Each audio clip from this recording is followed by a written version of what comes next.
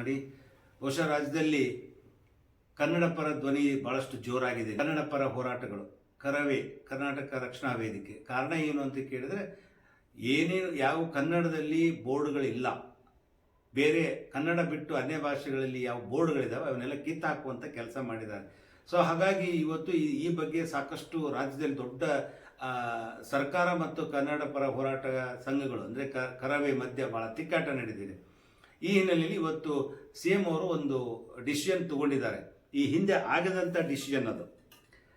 ಬಹುತೇಕ ಅಂದರೆ ಇನ್ನು ಮುಂದೆ ಬರುವ 2024 ಫೆಬ್ರವರಿ 28ರ ಒಳಗಾಗಿ 60-40 ರೇಷೋನಲ್ಲಿ ಬೋರ್ಡ್ ಇರಬೇಕು ಅಂತ. 60% ಕನ್ನಡದಲ್ಲಿ ಇರಬೇಕು, 40% ಉಳಿದ ಭಾಷೆಗಳಲ್ಲಿ ಇಟ್ಕೋಬೇಕು ನೀವು ಅಂತ.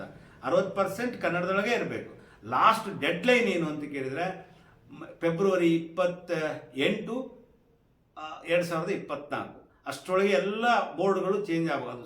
ವಾಣಿಜ್ಯ ಇರಲಿ ಎಲ್ಲ ಅವ್ರು ಹೇಳಿದ್ದಾರೆ, ಅದನ್ನು ನಿಮಗೆ ಕೇಳಿಸ್ತೇವೆ. ಈಗ ಟೋಟಲಿ ಕನ್ನಡ ಆಗಬೇಕು, ಕನ್ನಡಮಯ ಆಗಬೇಕು ಕರ್ನಾಟಕ. ಬೋರ್ಡ್ಗಳು ಕನ್ನಡಮಯವಾಗಿರಬೇಕು. ಅದರಲ್ಲಿ 60-40 ರೇಸೋದಲ್ಲಿ ಇದೆ. ಇದನ್ನು ಕ್ಲಾಸ್ ಸಮೇತ ಹೇಳಿದ್ದಾರೆ. ಈ ಬಗ್ಗೆ ಅವರು ಎಲ್ಲ ರೀತಿಯ ಅಂದರೆ ಏನು 28 ಫೆಬ್ರವರಿ 2024 ಡೆಡ್ಲೈನು, 60-40 ರೇಸೋ. ಇದು ಒಂದು ಅಮೆಂಡ್ಮೆಂಟ್ ಆಗಿದೆ.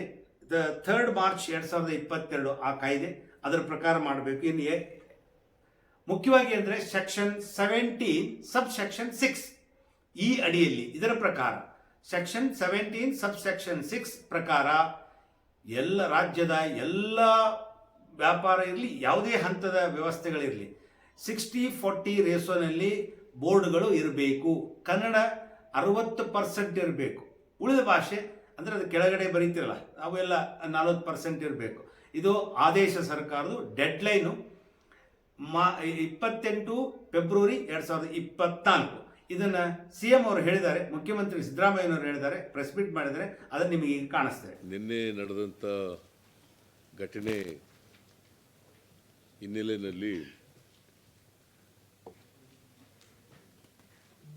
ಒಂದು ಸಭೆಯನ್ನು ಕರೆದಿತ್ತು.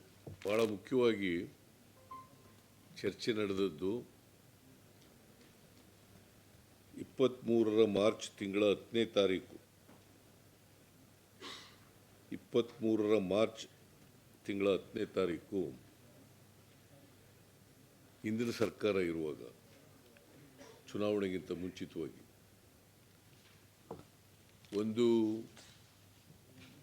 ಕಾನೂನನ್ನು ಮಾಡಿದ್ದಾರೆ. ಆ ಕಾನೂನು ಏನಪ್ಪ ಅಂತಂದರೆ,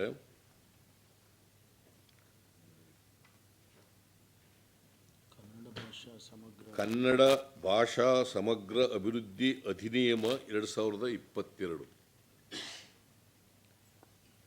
ಕನ್ನಡ ಭಾಷಾ ಸಮಗ್ರ ಅಭಿವೃದ್ಧಿ ಅಧಿನಿಯಮ 2022. ಇದು ಕಾನೂನು ಮಾಡಿರೋದು 2023 ಮಾರ್ಚ್ 10ನೇ ತಾರೀಕು. ಎರಡೂ ಸದನದಲ್ಲಿ ಪಾಸಾಗಿದೆ. ರಾಜ್ಯಪಾಲರು ಕೂಡ ಇದಕ್ಕೆ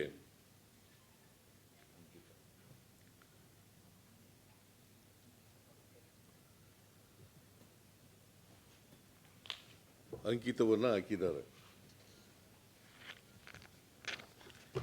ಇದರ ಪ್ರಕಾರ ಸೆಕ್ಷನ್ 6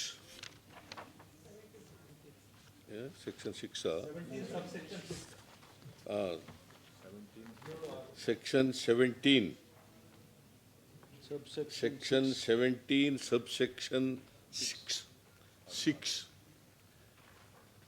ಸೆಕ್ಷನ್ 17 ಸಬ್ಸೆಕ್ಷನ್ 6 ಪ್ರಕಾರ ನಾನು ಐ ರೀಡ್, ಸರ್ಕಾರದ ಅಥವಾ ಸ್ಥಳೀಯ ಪದಾಧಿಕಾರಿಗಳ ಅನುಮೋದನೆ ಮತ್ತು ಮಂಜೂರಾತಿಯೊಂದಿಗೆ ಕಾರ್ಯನಿರ್ವಹಿಸುತ್ತಿರುವ ವಾಣಿಜ್ಯ, ಕೈಗಾರಿಕೆ ಮತ್ತು ವ್ಯಾಪಾರ ಸಂಸ್ಥೆ, ನ್ಯಾಸಗಳು, ಸಮಾಲೋಚನಾ ಕೇಂದ್ರಗಳು, ಆಸ್ಪತ್ರೆಗಳು, ಪ್ರಯೋಗಾಲಯಗಳು, ಮನೋರಂಜನಾ ಕೇಂದ್ರಗಳು ಮತ್ತು ಹೋಟೆಲ್ ಮುಂತಾದವುಗಳ ಹೆಸರನ್ನು ಪ್ರದರ್ಶಿಸುವ ಫಲಕಗಳ ಮೇಲಿನ ಅರ್ಧ ಭಾಗವು ಕನ್ನಡದಲ್ಲಿ ಇರತಕ್ಕದ್ದು ಮತ್ತು ಕೆಳಗಿನ ಅರ್ಧ ಭಾಗವು ಬೇರೆ ಯಾವುದೇ ಭಾಷೆಯಲ್ಲಿ ಇರಬಹುದು ಅಂತ ಇದೆ. ಸೆಕ್ಷನ್ 17 ಸಬ್ಸೆಕ್ಷನ್ 6 ಇದೆ. ಸೊ ಇದನ್ನು ನಾವು ಯಾಕಂದರೆ ಹಿಂದೆ ನಾವು ಸರ್ಕ್ಯುಲರ್ನಲ್ಲಿ 60-40 ಅಂತ ಹೇಳ್ಬಿಟ್ಟಿದ್ದೀವಿ. 2000 ಕೊಡಮ್ಮ ಸರ್ಕ್ಯುಲರ್ ಕೊಡಮ್ಮ ಇಲ್ಲಿ.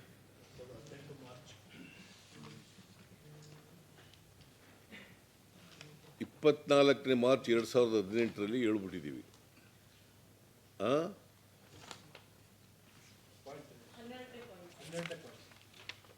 ಏನು ಹೇಳಿದ್ದೀವಿ ಅಂತಂದರೆ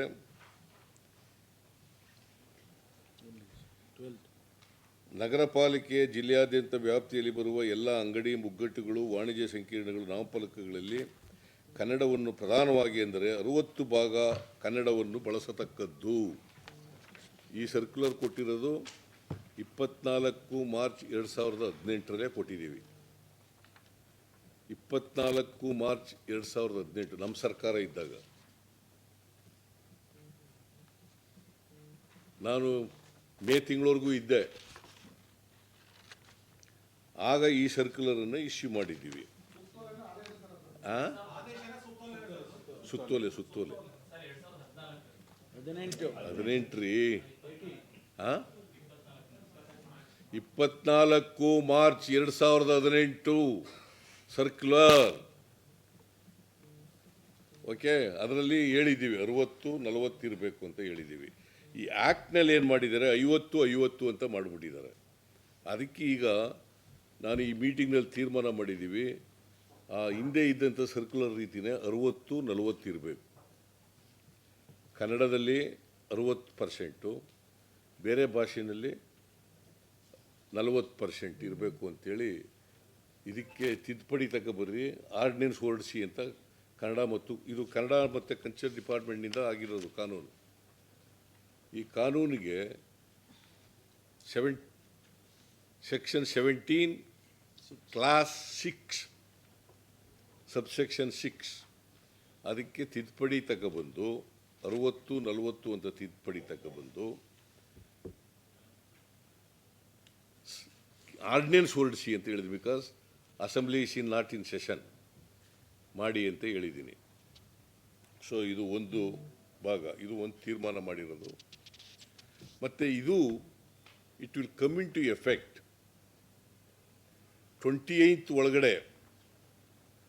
ಅಂಗಡಿ, ಮುಗ್ಗಟ್ಟುಗಳು, ವ್ಯಾಪಾರ ಸ್ಥಳಗಳು, ಬೇರೆ ಬೇರೆ ಹೋಟೆಲ್ಗಳಿರ್ಬೋದು, ಬೇರೆ ಇರ್ಬೋದು, ಅವೆಲ್ಲವೂ ಕೂಡ ಮಾಲ್ಗಳಿರ್ಬೋದು, ಎಲ್ಲವೂ ಕೂಡ ಇದು 28 ಒಳಗಡೆ ಇದನ್ನು ಈ ಆ್ಯಕ್ಟನ್ನು ಫಾಲೋ ಮಾಡಬೇಕು. February 28 2024 February 28 28/2/2024. I think I made myself very clear. It is small or big. 28th is the last date. Before 28th February 2024, those who have not followed 60-40 ratio, they should follow. As far as the sign boards or other boards are concerned. Sir, else what action will you take? What action will you take if they Will act according to the law. any license? ನೋಡಿದ್ರಲ್ಲ sir, clear ಆಗಿ ಹೇಳಿದ್ದಾರೆ ಮುಖ್ಯಮಂತ್ರಿಗಳು. ಇದನ್ನ ಯಾರು violate ಮಾಡಿದರೆ, ಉಲ್ಲಂಘನೆ ಮಾಡಿದರೆ, 60-40 ರೇಸೋ ಏನಾದರೂ ಉಲ್ಲಂಘನೆ ಆದರೆ ಡೆಡ್ಲೈನ್ ಕೊಟ್ಟ ನಂತರವೂ ನೀವು ಅದೇ ನಿಮ್ದು ಏನಾದರೂ ಮುಂದುವರಿಸಿದರೆ ವರ್ಷನ ಕೇಳಂಗಿಲ್ಲ. 3 ಮಾರ್ಚ್ 2022 ಕಾಯ್ದೆ ಏನು ಅವತ್ತು ಅಮೆಂಡ್ಮೆಂಟ್ ಆಗಿದೆ ಅದರ ಪ್ರಕಾರ ನಿಮಗೆ ಶಿಕ್ಷೆ ಆಗುತ್ತೆ.